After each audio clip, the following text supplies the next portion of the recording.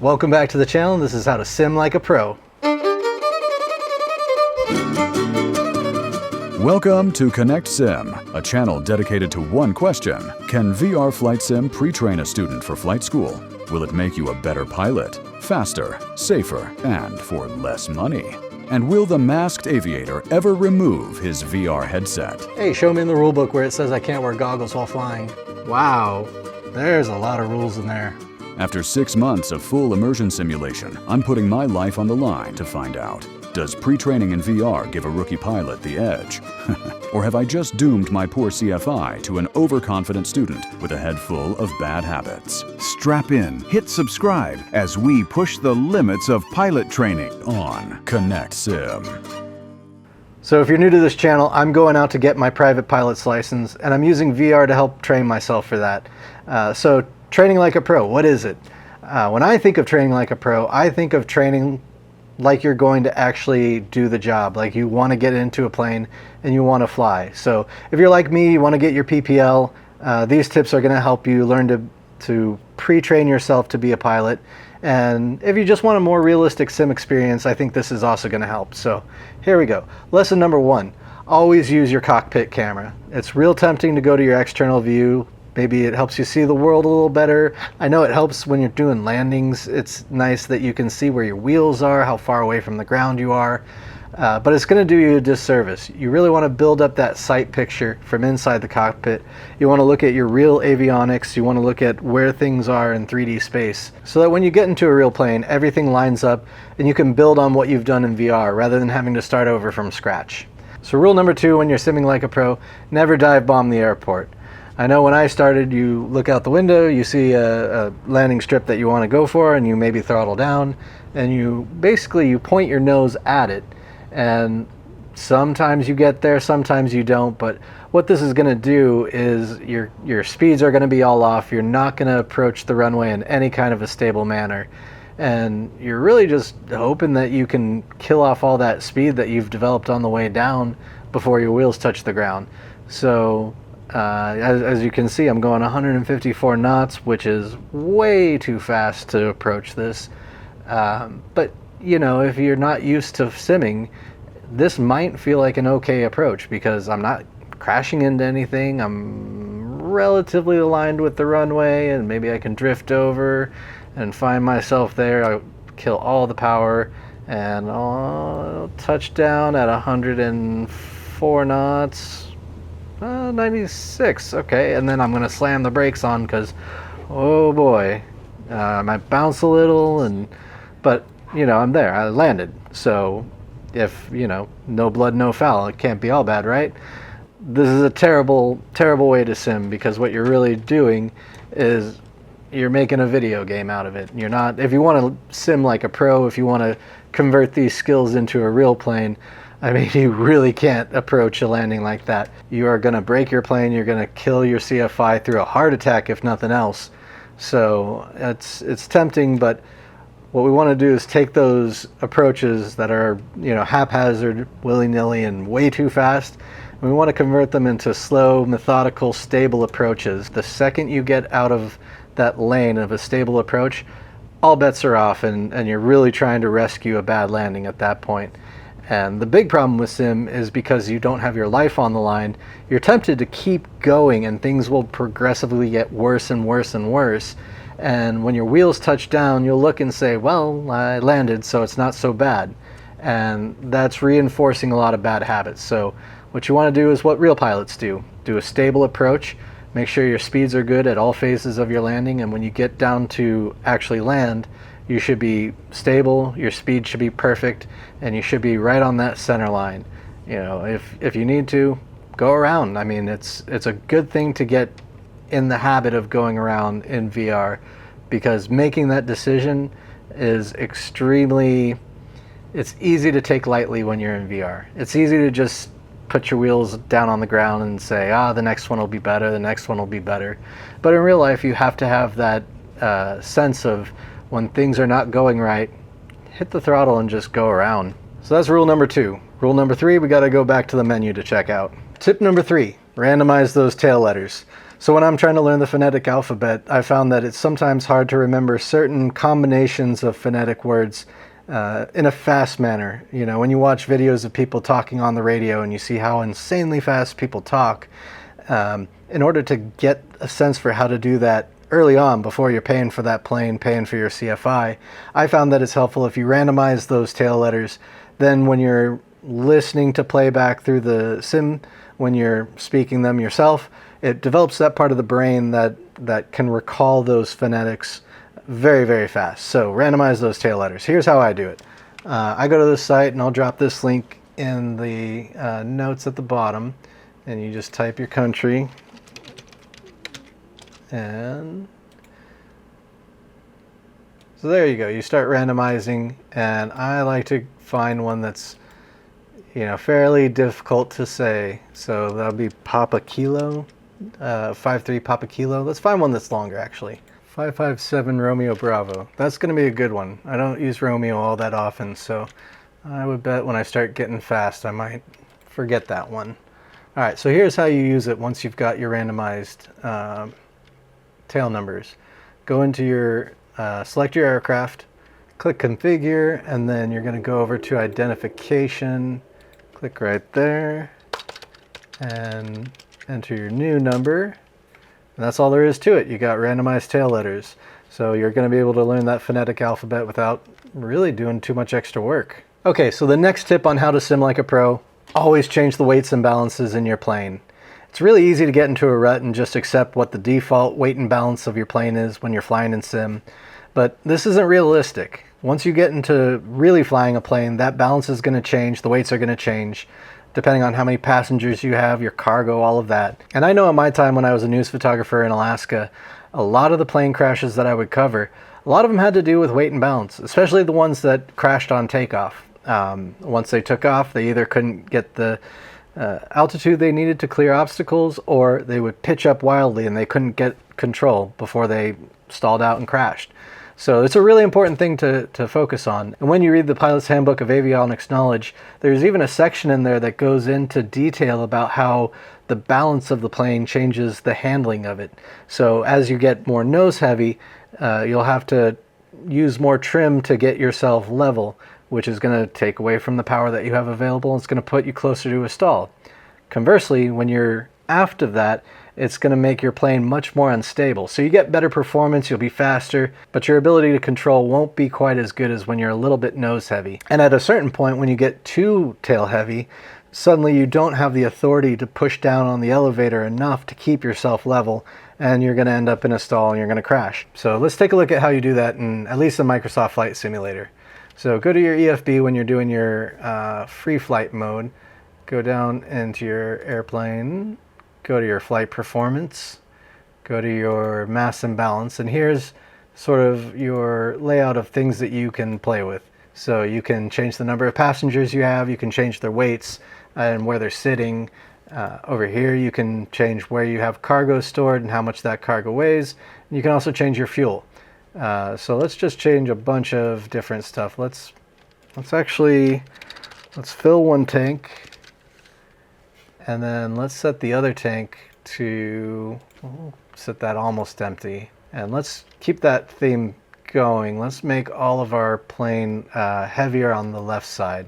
So my CFI is going to be 75 pounds, nice and light. And then let's also set a lot of bags. So we're going to set, let's set 200 pounds of bags. And we'll click that again, load it up, everything loaded. And we'll check our total weights. Yeah, we're 2240 pounds out of 2500, 2550. So we're not overweight, but we're getting kind of close to there, and we're way too back heavy. So let's see what happens when we go flying. And before we do, let's go over our next tip. Next tip, always fly where you're going to train, because you really want to get used to not just the airport you're going to fly out of, but what's around you. You want to get used to those landmarks. And not only should you train where you're going to train in real life, you should also turn the airport identifiers off when you get into sim. That way when you're flying around, you don't have these big pins showing you where the airports are, where the landmarks are. You know, build those into your visual reference First by looking at a map, then by looking at your sight picture in sim, and you will get lost, and that is actually kind of a good thing. It'll force you to, one, confront what it's like to take off, look around, and be like, I don't really know where I am. I mean, obviously today we have GPS and we have all these tools, but I think that some of the old school aviation skills, I don't see any reason not to learn them. And one simple way to figure out where you are, stick your head out the window and look. If you're flying in sim where you're going to train in real life, then the second you get into a plane, you're going to have that much more knowledge about what your town looks like from altitude. So always train where you're going to fly. So I'm going to train out of Van Nuys. I might fly out of Whiteman, possibly, but I want the most complex airspace I can. So it's probably going to be Van Nuys. And the next tip is to always fly in real weather. Or worse. You can always set it to be worse. For certain things, I'll set, heavy crosswinds, or I'll set maybe low clouds so I can get a sense for what that's like. And actually, while we're here, let me do one other tip. Always follow the law. And if you're going to follow the law, I want to show you one quick thing. So if you're going to follow the law, the question is, what is the law? And the answer is, I don't know. I'm still training for my knowledge test. So that means I don't know all the laws, and I probably won't know all the laws until I get my license. So, we'll find out laws as we go, and that's kind of the point. Don't break the laws that you know. Try and find out the laws that you can. So one source of information, if you intend to sim where you're going to train, you can always go to the website of the airport that you want to train at. So I want to train at Van Nuys or maybe Whiteman Airport. So let's take a look at some of their information. And these websites are structured differently, but they'll usually have something that says pilot information or airport information. You want to click on that, and they'll usually have departure procedures or arrival procedures, and they'll at least give you some idea of how you should approach that airport. And there's always cool tips in there, like noise mitigation for residents that live near the airport, or little things that you just are not going to think about when you're in flight sim. And let's check out this VNY Pilot's Guide. Okay, this is a great map. So up to the north you have the highway that's not pictured here. Down to the south you have this flood basin, and you have 2 runways. So this is the pattern that we're going to try and enter. And the way we're going to try and enter it, we're going to try and enter at a 45-degree angle to the pattern. And we're going to pick one or the other, left or right. We're going to pick one of these patterns to enter, and we're going to go for it. So almost all of these websites are going to give you the TPA, the traffic pattern altitude, and that's the altitude you want to enter that traffic pattern at. This is saying 1800 MSL, which makes sense because the airport itself is at about 800 MSL. All right, so we'll take off of Whiteman, and we'll take off runway 30. Whiteman is kind of mid-distance between Van Nuys and Burbank, so it's kind of complex airspace, and they're all wedged together. So if you see me breaking any laws, drop them in the comments below so I can learn from it. Anyway, here we go. We're going to fly out of Whiteman, and we're going to finish out the rest of these tips. Here we are at Whiteman. We're on runway 30, and we're going to fly over to Van Nuys. You can see we're flying in real weather. It's LA, so weather is always nice. Looks like we got about a 3-knot headwind. We've changed our weight and balance. We got our co-pilot here. We got some cargo in the back, so hopefully our center of gravity is a little farther aft, and we'll see if that affects our handling of the plane. And let's just do a quick run up, make sure we're ready to go, and we'll take off. So just check that our control surfaces are working. Looks like they're good. We got our brakes on so we can see our engine. RPM is good, EGT is coming up, oil pressure is good. Let's set 2 notches of flaps for takeoff, and we will kick off the brakes. And we'll take one last look for traffic, make sure everything's clear. All right, we'll slowly advance throttle. We're mixed for best power. Here we go. A little bit of right rudder. Airspeed's alive. Oil pressure's good. That's 40. That's 50. 55 rotate. And we'll clean up those wings and stages. Alright, now before we get into Burbank airspace, we're going to have to turn. But this airport's elevation is just over 1,000 feet, which puts its TPA at 2,000 feet. So let's set for VY. There we go, max climb. Still scanning for traffic, even though it's VR. Climbing through 1,700. Everything's looking pretty good. And there's 2,000, so let's start our turn. You can see that all my airport pins have been turned off, so I kind of got to find this airport by view. I do know the heading I'm supposed to fly, and in fact, Let's get that heading bug about where I need to aim, just so I don't forget. We're aiming for runway 34 right, so that's the shorter runway. And what we're trying to do, we're trying to enter pattern at a 45 degree at 1800 MSL. So let's start descending. Carb heat. Once again, no carb in this plane, but just to keep the habit of it, I'm going to say that to myself. So that's the next tip, is to always be talking to yourself. So talking to yourself helps you get into a flow state, to get a pattern of good habits down, and it also kind of helps you not to forget things. I know talking to myself helps me stay ahead of the plane, make sure I know what's coming up next. And speaking of what's coming up next, we are getting close to the pattern. So we're going to make sure we're at 1800. We're a little low right now, so let's correct for that. The next tip that we're going to go over is the stable approach. So the very first tip was not to dive bomb the airport. So what's the opposite of dive bombing the airport? It's a fixed, stable approach. So we're going to do a three-legged approach. We're going to enter our downwind leg here. So pattern entry is right over this highway that we're about to cross. And once again, we're going to talk to ourselves. We're going to talk to imaginary traffic. So Van Nuys traffic, Cessna 557 Romeo Bravo, entering right traffic for runway 34 right. Van Nuys traffic. Obviously Van Nuys is a towered airport, and I'm treating it like an untowered airport. We will get to using AI and things like that to train for towered airport entries in a later video, but for now I'm not quite there yet, so we're just gonna focus on what we know. Alright, so what we do know is we should configure for slow flight while we're here.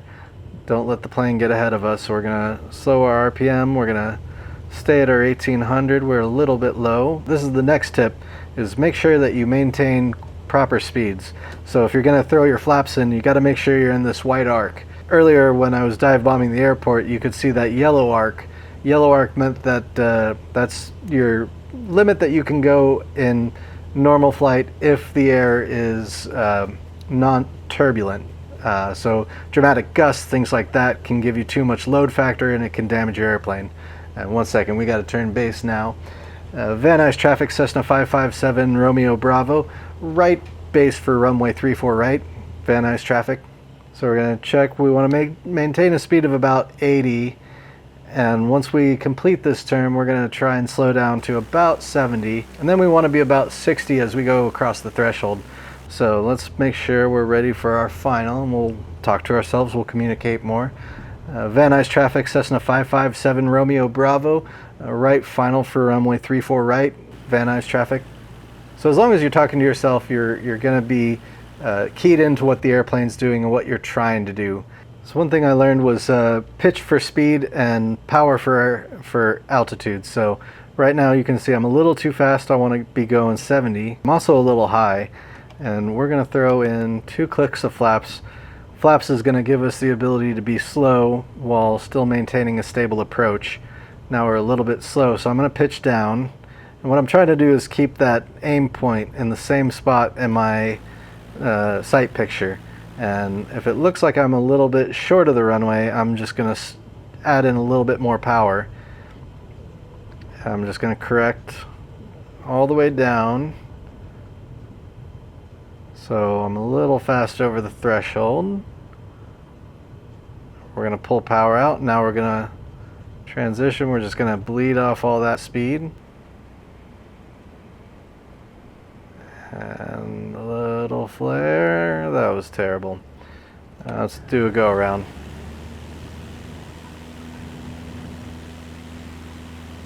So if you have a bad landing, it's fine. Always go around. Same as you would in real life, you know. Don't ever try and salvage a bad landing in VR, because it gets you into the habit of just trying to get your wheels on the ground, trying to rush things.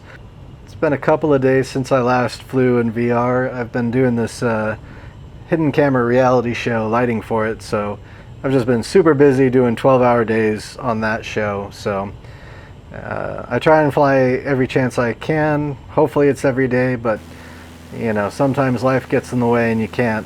And that again is why I'm not doing my license until later this winter.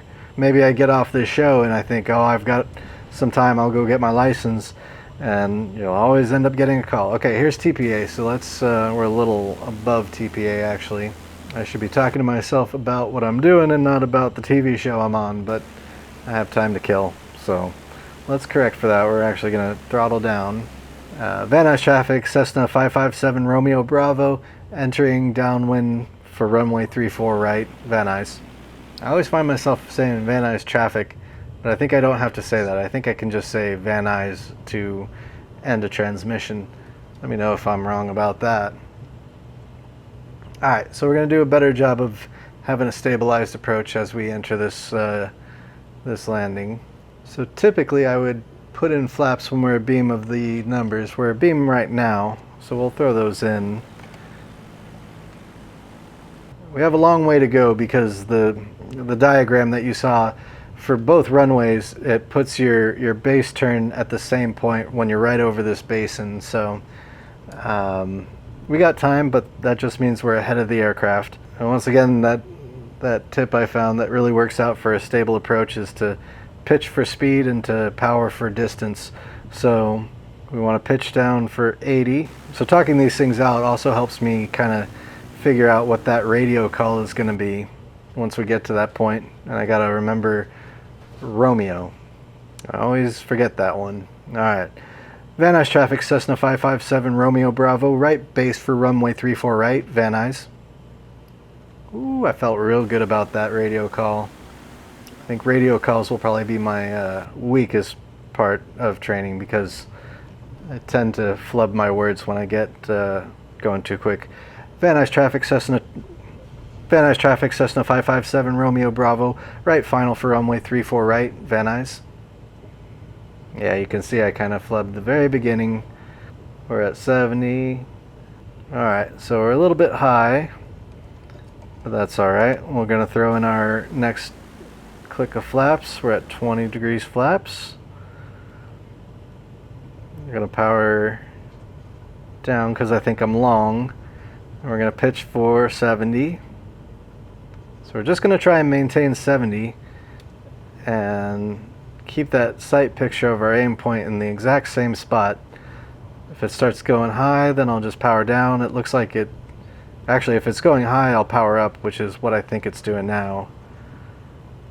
Okay, it looks like it's good. Actually, it looks like it's drifting low, so I'll power down a little bit.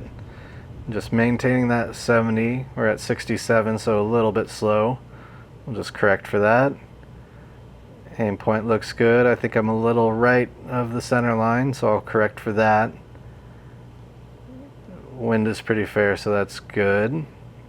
65. I think that's alright. We're going to want to get down to 60 over the threshold. Alright, we'll start pulling power out right now.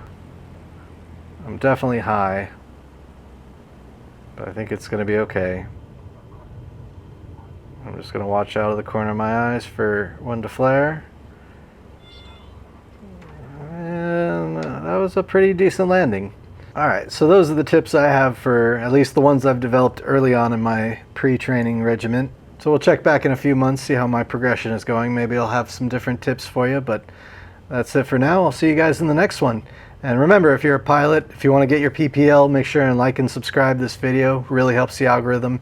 And hit me in the comments if you're a pilot. Let me know what I did wrong, because I'm sure I did a million things wrong. So we're going to depart this runway, and I will see you in the next one.